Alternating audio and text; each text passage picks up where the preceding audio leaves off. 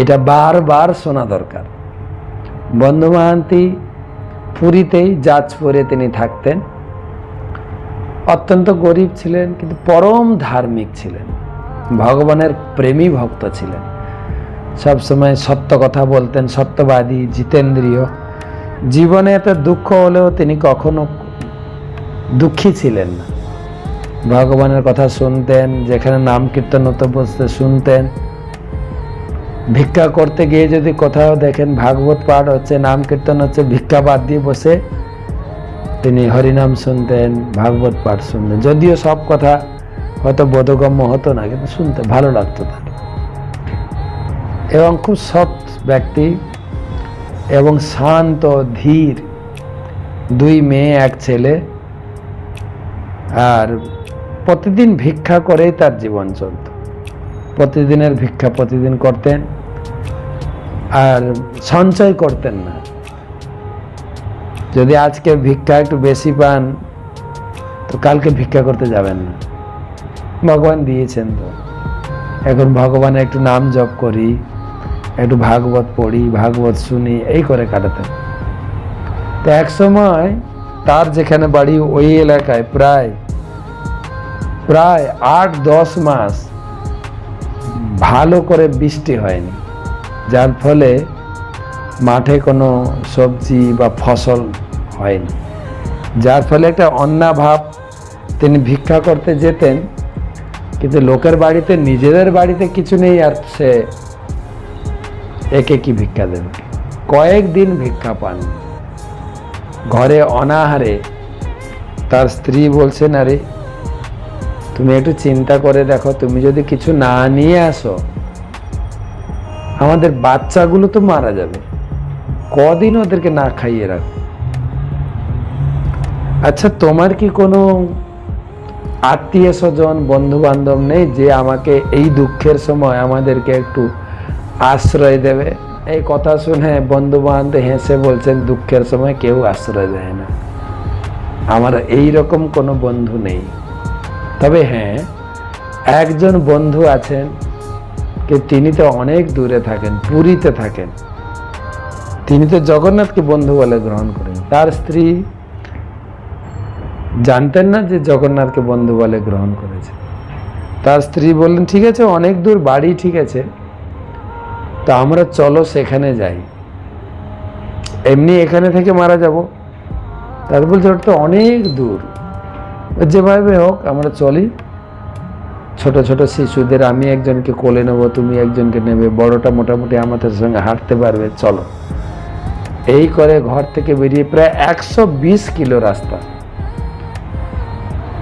দুজন হাঁটতে হাঁটতে 4 দিনে পুরো পরিবার সহ পুরীতে পৌঁছেছেন।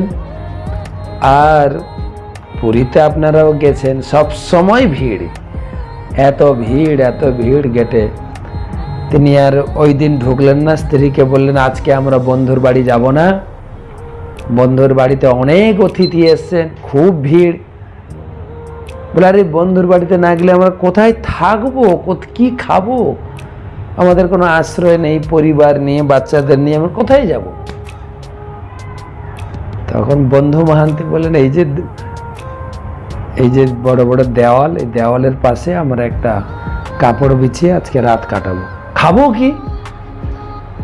তখন বলছেন, এই দেখো না, রান্না করার পরে ভাতের ফ্যান এই নালাতে গড়িয়ে যাচ্ছে, হয় না? আমরা ভাত রান্না করে মায়েরা ভাতের ফ্যান ঝাড়েন না, ফ্যান। আগে তো গাভীকে খাওয়ানো হতো, গাভী গরু থাকলে দেওয়া হতো। এখন তো গাই গরু নেই, সব ড্রেনে ভেসে যায়, ড্রেনে ফেলে দেয়।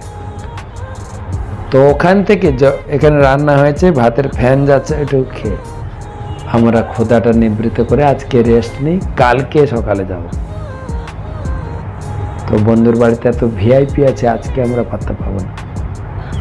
তার স্ত্রী অত্যন্ত সাধ্বী ছিলেন, স্বামী যা বলেন স্বামীর কথার উপরে বিশ্বাস করে ওখানে ভাতের ফ্যান একটু পান করে, বাচ্চাদের পান করে ঘুম পাড়িয়ে দিয়েছেন, নিজেরা শুয়েছেন। এদিকে জগন্নাথ মন্দিরে পূজারী ভগবানকে ভোগ লাগিয়ে আরতি করে শয়ন দিয়ে দরজা বন্ধ করে ঘরে গেছেন। ভগবান মধ্যরাত্রিতে উঠেছেন, থালা নিয়ে তিনি তার নিজের ভোগ ভাণ্ডারে ঢুকেছেন, সোনার থালাটা আগে নিয়েছেন, যত ভালো ভালো খাবার ছিল নিয়ে থালাতে ভরেছেন, যে একটা কাপড় ঢাকা দিয়ে গেটের বাইরে এসছেন, একটা ব্রাহ্মণের রূপ ধরে ডাকছেন, বন্ধু মাহান্তি, বন্ধু মাহান্তি, বন্ধু মাহান্তি, বন্ধু, অগো বন্ধু, বন্ধু। সে বন্ধু মাহান্তির ঘুম ভেঙেছে ডাক শুনে। তখন চিন্তা করছেন, আমার নাম ধরে ডাকছে, এখানে তো আমার পরিচিত কেউ নেই, আমিও কাউকে চিনি না, কেউ আমাকে চেনে না, নিশ্চয় বন্ধু মাহান্তি আরেকজন কেউ হবে। আবার শুয়ে পড়েছে। এবারে সেই ব্রাহ্মণ রূপী জগন্নাথ ডাইরেক্টলি বললেন, আরে ওই যে যাজপুরের বন্ধু মাহান্তি, যিনি অক্লান্ত পরিশ্রম করে 4 দিন হেঁটে হেঁটে পরিবার সহ এখানে এসছে, সেই বন্ধু মাহান্তিকে আমি ডাকছি, বন্ধু, বন্ধু, বন্ধু মাহান্তি, ওঠো। তখন বলছে, তাহলে তো আমাকে ডাকছে। উঠেছেন, বলে আপনি কি আমাকে ডাকছেন? বলছে, হ্যাঁ, এই নাও, এই খাবার নাও, সবাই ওদেরকে জাগিয়ে খাওয়া দাওয়া করো ভালো করে। সে খুব খুশি, চিনতে পারলেন না সে কে। এখানে বলছে না, তুমি কি আমাকে চিনতে পারছো না?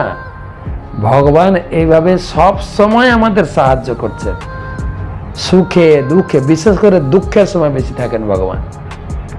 সুখের সময় ভগবান নিশ্চিত থাকেন, ও তো সুখে আছে, আমাকে কি দরকার। যখন দুঃখে পড়েন, কেউ দুঃখতে সাহায্য করেন না, আত্মীয় স্বজন না নিজের লোক। নিজের লোক সব সুখের সময় আমার পাশে থাকে, কেননা আমার কাছ থেকে কিছু পাওয়ার জন্য। যখন আমার জীবনের বিপদ, তখন আর সঙ্গে কেউ থাকে না।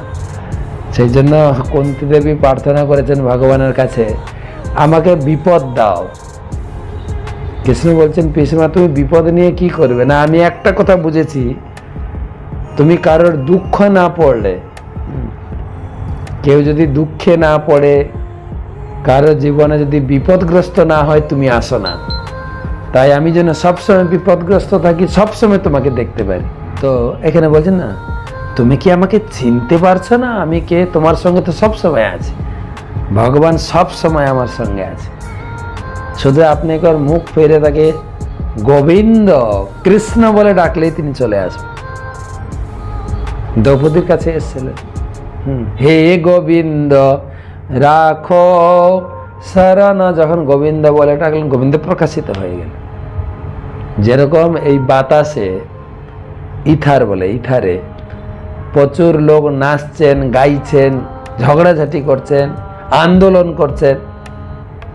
যেরকম আমরা ঢাকাতে বসে ক্লাস দিচ্ছি, বাংলাদেশ ঢাকা, এই ঢাকাতে বিশাল ছাত্র আন্দোলন চলছে, আপনারা নেটে দেখছেন, ঘরে বসেও দেখতে পাই।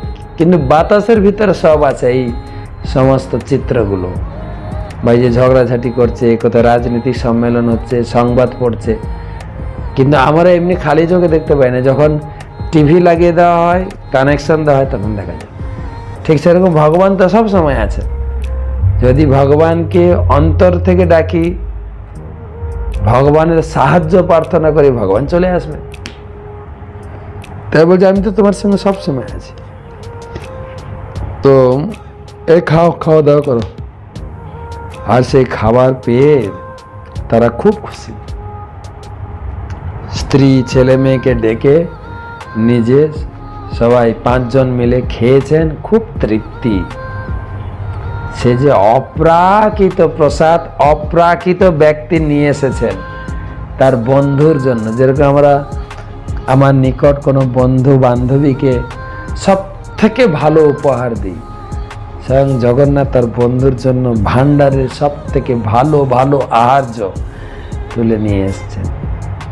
তো খেয়েছেন, খাওয়া দাওয়ার পরে সে পাত্রটা, থালাটা ধৌত করে খুঁজছেন, সে ব্রাহ্মণ কোথায়, তাকে ফেরত দেব। ব্রাহ্মণকে পাওয়া গেল না, তন্ন তন্ন করে খুঁজেও পাওয়া গেল না।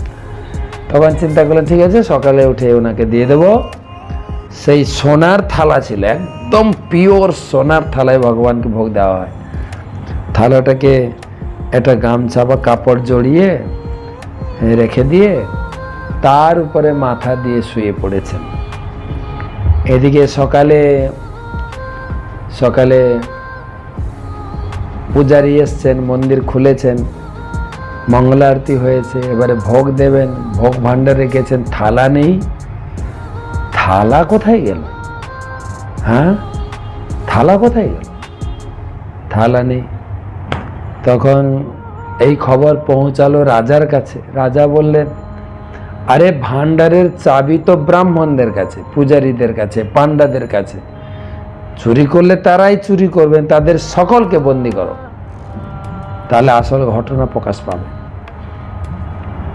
বন্দি করা হয়েছে, ভগবানের ভোগ রাগ সেবা চলছে। একজন ব্রাহ্মণ বাইরে থেকে মানে মন্দিরে যাচ্ছিলেন, বাড়ি থেকে মন্দিরে, দেখছেন দেওয়ালের আঙ্গিনায় একটা পরিবার শুয়ে আছে, স্ত্রী, 3টে বাচ্চা আর একটা লোক।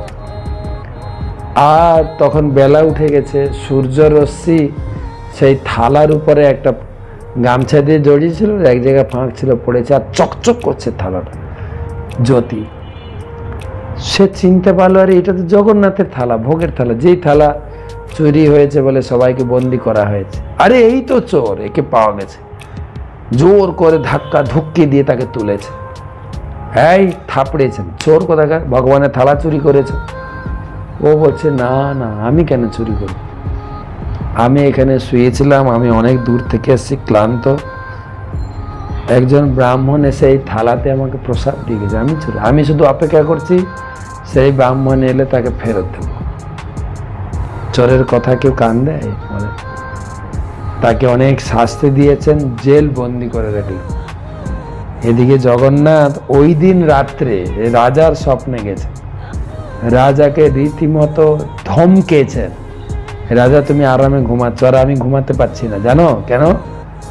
না, আমার বন্ধুকে তোমার লোকেরা যৎপরণাস্তি, অপমান, শাস্তি এবং জেল বন্দি করে রেখেছে। আচ্ছা বলো তো, আমার বন্ধু আমার বাড়িতে এসছে, দেখেন, বন্ধু বান্ধব তাকে বন্ধু বলে গ্রহণ করেছেন, জগন্নাথ তাকে স্বীকার করেছে, সত্যি তুমি আমার বন্ধু। জগন্নাথ রাজাকে স্বপ্নে বলছেন, বন্ধু যদি তোমার বন্ধু তোমার বাড়িতে আসে, তুমি যদি তোমার নিজের জিনিস ব্যবহার করতে দাও, আমি আমার নিজের থালাই দিয়েছি তাকে খেতে, কি এমন খারাপ হয়েছে যে তোমার লোকেরা তাকে এত অপমান, এত শাস্তি, লাঞ্ছনা? আমি দিয়েছি আমার থালা দিয়ে তাকে খেতে, আমার বন্ধুকে, নিজের বন্ধুকে। তোমার বাপের কোনো ক্ষতি হয়েছে নাকি? হ্যাঁ, তাড়াতাড়ি যাও, আমার বন্ধুকে জেল থেকে মুক্ত করো এবং তার চরণে সবাই মিলে গিয়ে ক্ষমা চাও, তাহলে তোমাদের আমি ছাড়বো, নাহলে ছাড়ছি না। ঠিক আছে? আর শুধু তাই না, আমার বন্ধু আমার মতো, আমাকে যেভাবে তোমরা সেবা করছো ঠিক সেইভাবে আমার বন্ধুর দেখভাল করো, তার থাকার ব্যবস্থা, তার ভরণ পোষণের সমস্ত ব্যবস্থা, দায়িত্ব তোমাকে গ্রহণ করতেই হবে। আমার বন্ধু আমার মতো সম্মান পাবে। এই যে বলছেন, আমি যে তোমার পুরানো বন্ধু, তুমি চিনতে পারছো না। দা সুজয়া সুখয়া বেদে বলা হয়েছে, এই শরীররূপী বৃক্ষতে 2টো পাখি আছে, একটা আছে আত্মা, একটা পরমাত্মা। পরমাত্মা হচ্ছেন বন্ধু। গীতাতে বলুন, চৈতন্য চরিতামৃতে, বেদে, সব জায়গায় ভগবান একটাই কথা আমাদেরকে বুঝাতে আসছেন, আমি যে তোমার বন্ধু, তুমি কি আমাকে চিনতে পারছো না?